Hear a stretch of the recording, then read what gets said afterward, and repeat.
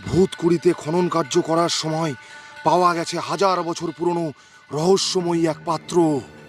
মানা হয় যে এই পাত্রতে করে আগেকার দিনের মানুষেরা একটা রহস্যময় পদার্থ পান করত। এর সাথেই আরও একটি পদার্থ পাওয়া যায়। আমরা এটা গবেষণা করে জানতে পারি এই পদার্থের নাম চা। এই আবিষ্কারের পর গোটা বিজ্ঞানী জগৎ হতভম্ব। ভূতকুড়িতে খনন কার্যের সময় পাওয়া অবশেষ খুবই আশ্চর্যজনক।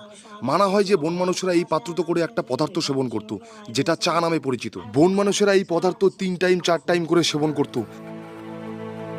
এক টাইম যদি না পাতো তাহলে পাগল হয়ে যেত। এই রসায়ন প্রতিনিয়ত পান করা প্রাণীদের চা প্রেমী বলা হতো। মানা যায় চা প্রেমীদের শরীরে রক্তের জায়গায় চা বইতো।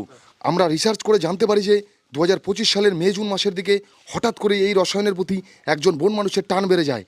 তারপর থেকে ধীরে ধীরে বন মানুষটা এই রসায়ন পদার্থ মানুষের মধ্যে ছড়ায় দেয়। বাবা, চা বানাইছো তো? তোর কি মাথার